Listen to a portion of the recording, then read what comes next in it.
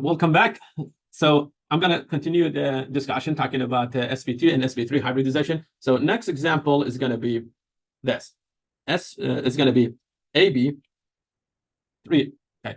And example we can introduce it will be BF3. So we have 1 boron plus 3 fluorines.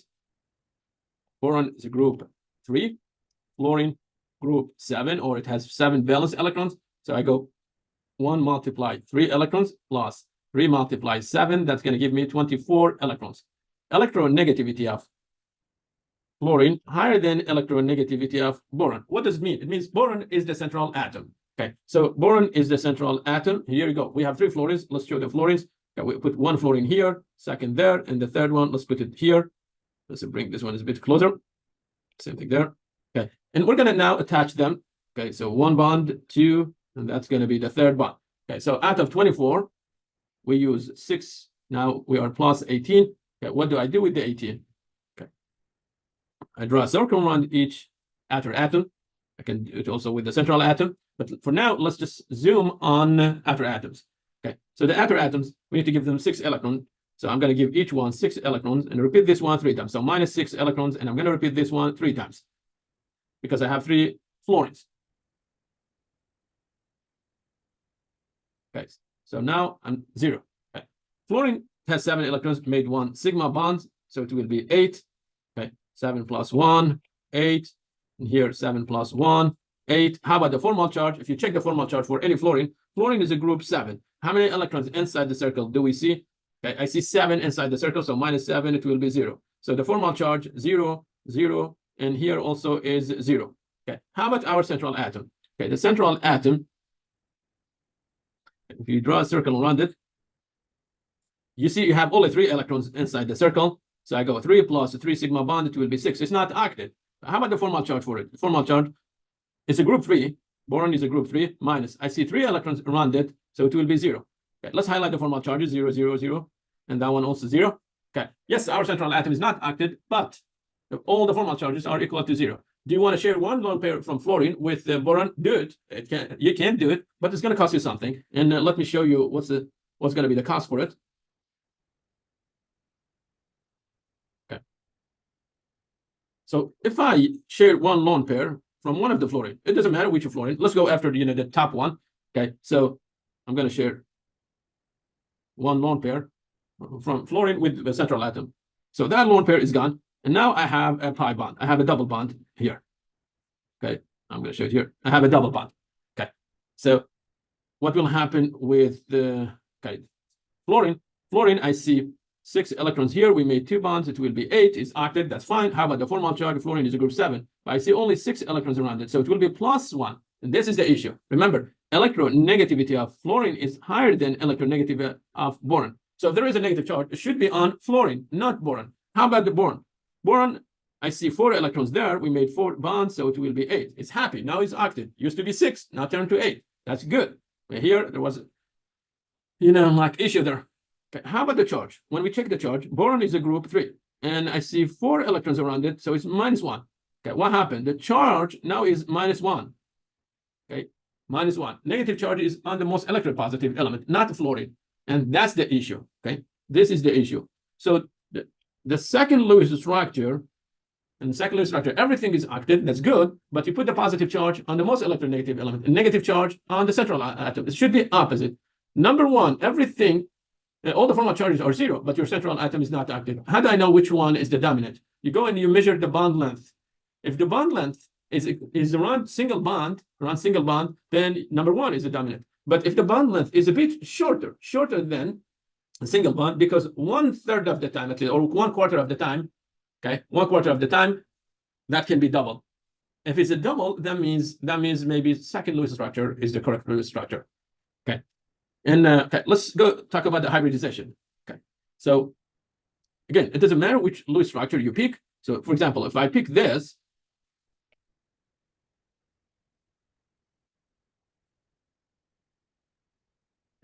I'm going to say I have 3 sigma bonds for central atom and 0 lone pair. Sigma plus lone pair, I got it equal to 3. Expected geometry. Okay, I have 1, 2, 3. I see 3 of them, so I will call it trigonal or trigonal because I see 3 of them. 1, 2, 3, trigonal or trigonal. And is it flat? Yes, it's completely planar, and the bond angle between them is 120. Okay, the bond angle here is 120. So it's completely flat and is 120. So I'm going to call it trigonal planar. Okay. Again, we have 3, okay, because we got 3 pairs. So we're going to use 1 from S, but this time 2 from P, and the hybridization is going to be this. We get 3 orbitals of S1 and P2. Okay, let's show them in the central atom. Okay, our boron has 3 hybrid orbital. Okay, you can say this is the first one, that's going to be the second, and the third one is here because you want to get the maximum bond angle between them. Okay, each of this is a sp2 orbital. Boron is a group 3, or it has 3 valence electrons.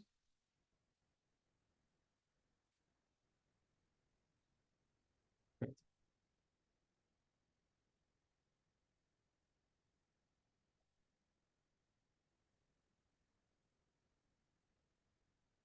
3 valence electrons. I'm going to show the valence electron 1, 2, 3. Now let's show the fluorines. The fluorine are going to reach from this side.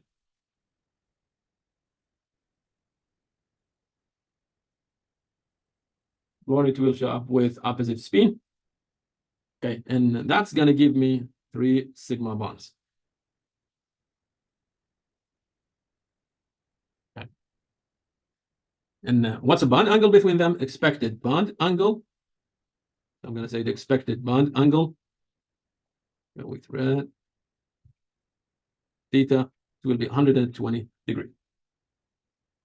Okay, so next one, we're going to switch to AB3. AB3, wait, AB4, forgive me. AB4. Okay, and example, you can go with CF4 or CLF4. And then, yeah, CF4 or CCl4. Okay, so I go 1 carbon plus 4 fluorine. 1 multiplied 4 plus 4 multiplied 7. I get 32 electrons. Carbon is the central atom because it has less electronegativity than fluorine. Okay, carbon is the central atom. I go 1 fluorine, 2, 3, and that's going to be the 4th one. So out of 32, I used 80 electrons plus, okay, 24 electrons. What do I do with them? I'm going to give each fluorine 6 electrons. Repeat this one 4 times.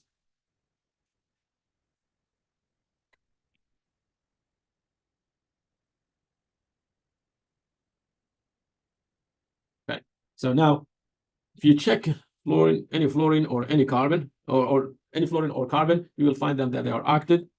So for fluorine, I see 7 electrons. We made 1 sigma bond is 8. And how about the formal charge? Fluorine is a group 7, and I see 7 electrons around it. So the formal charge is 0. Okay, the formal charge for all fluorines will be equal to 0. How about carbon? Carbon, okay, I see 4 electrons inside the circle. We made 4 bonds. It will be 8. Carbon is a group 4. How many electrons inside the circle do we see? We see 4 of them. So the formal charge, again, it will be 0.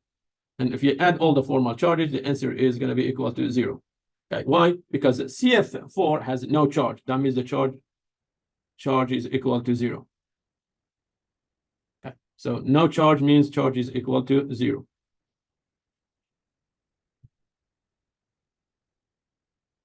Okay, I got 4 sigma. 4 sigma and 0 lone pair on the central atom. Sigma plus lone pair, it will be 4 expected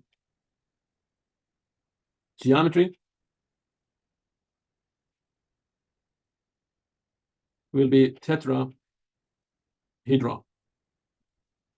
But how about the hybridization? I have 4 pairs. That means I have 8 electrons. Okay, 4 pairs. So we're going to use 1 from S and 3 from P, and that's going to give us 4 orbitals of S and P. And what's the hybridization? From S, we use 1. From P, we use 3 of them. Okay, I should say this. This one does not mean N is equal to 1. That's not correct. And that's 3 does not mean N is equal to 3. Okay, those are just simply showing you a number of orbitals. How many P orbitals did you use? I used 3 of them, and from S, I used only 1. Okay, that's the meaning of, not 1s or 3p. Okay, now let's show carbon. This is carbon, and carbon. Okay, carbon is a group 4. 4. It means it has 4 valence electrons. 1, 2, 3, 4. Okay, and when fluorine or any other atom is reaching it, it's going to reach it through those sides.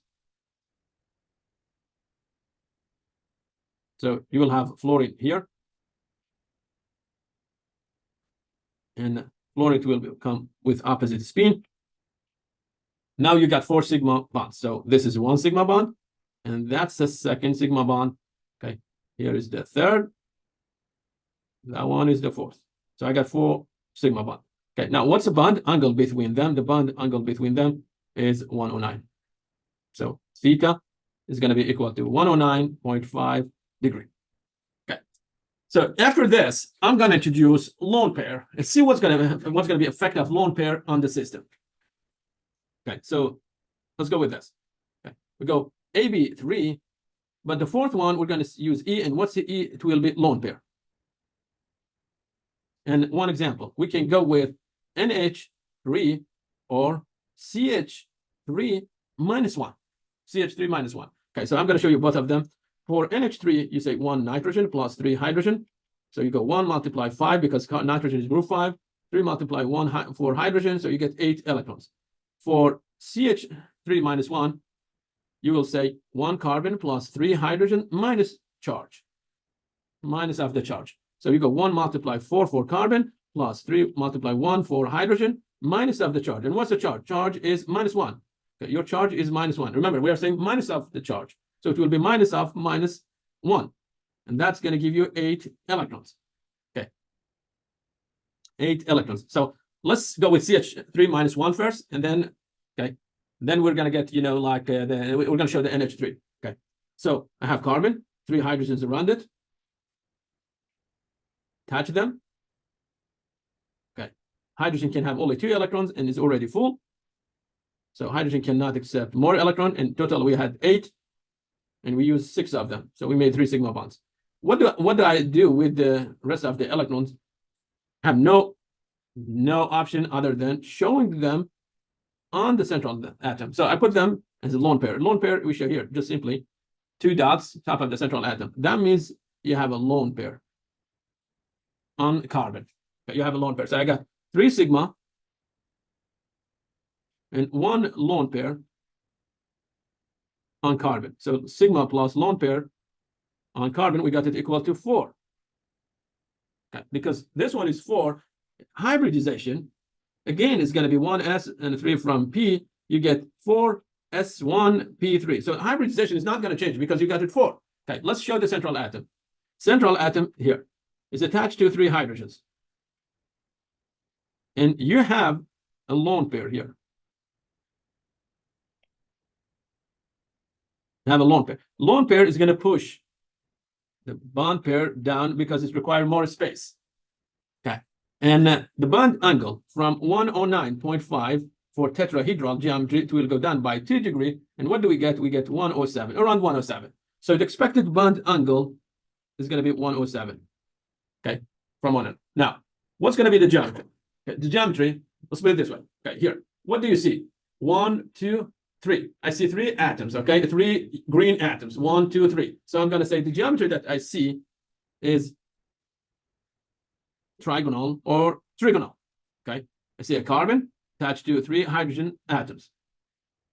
Okay, let's connect those 3 hydrogen atoms.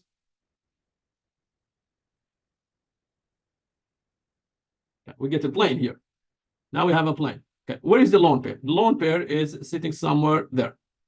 That's next. We're going to attach the lone pair to the hydrogen atoms, and that's going to give us a pyramid.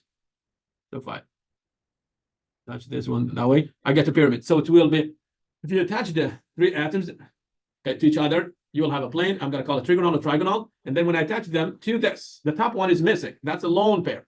Okay, if I attach them, I get a pyramid. So I'm going to call it trigonal pyramidal geometry. pyramidal geometry. Okay. And again, what's the hybridization? Hybridization, it will be sp3. Okay. Now, remember, carbon is a group 4. Charge also is equal to -1. We have extra electron. So here you go. This is carbon. It has 4 orbitals attached to it. 4 hybrid orbitals. Let's show the valence electrons. 1, 2, 3, 4. But we have 1 extra electron. So what do I do with it? I put it there. Now we're going to have an issue. And what's the issue? This orbital is full. And because it's full, we can use it to make a sigma bond. So that's going to be a lone pair. That's going to be a lone pair. And hydrogen atom can reach carbon only through those 3 directions.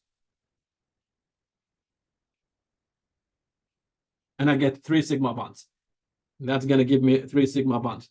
Okay. And you have the same story when it comes to nitrogen. So for nitrogen, for NH3, so if I copy paste this one for nitrogen, another page. Let's change carbon to nitrogen. So if we change carbon to nitrogen, okay, nitrogen is a group 5. It means it has 5 valence electrons. And we're going to do the same thing here. Nitrogen has 5 valence electrons. So I put the 5 electrons inside the hybrid orbitals. Those are the sp3 orbitals. And we have 4 of them. So one of the orbital remains like a lone pair, or is not going to be able to make technically a sigma bond. Okay. And so you can say geometry of CH3 minus 1 and NH3 will be the same. In both of them, they will be trigonal pyramidal. Okay. And one more example. And last example that I want to practice, it will be this. Say AB2, E2. So 2 lone pairs this time. Okay. And one example that you can use is going to be H2O, or you can say OF, for example, 2. OF2. You can say H2S. You can say SF2, for example. So I have hydrogen, 2 hydrogen plus 1 oxygen. I go 1 multiply 2 electrons. Forgive me, 2 multiply 1 electron for hydrogen, plus I go 1 multiply 6 electrons for oxygen. I get 8 electrons. Never ever put hydrogen as a central atom. You don't have an option. You go with oxygen as a central atom. So you put hydrogens around it. Okay, attach them. You got 2 sigma bonds. Okay, now let's check oxygen. That's our hydrogen. Hydrogen, 1 plus 1, 2, 1 plus 1, 2. Out of 8, we use 4 electrons. So now we are plus 4. What do I do with them? I'm going to put them on oxygen. And let's show oxygen. Oxygen, it will be 6 plus 2 will be 8. So oxygen now is happy. But the issue that you will have will be this. Oxygen has 2 lone pairs. Those 2 lone pair will push the bond pair down. So they're going to push the bond pair.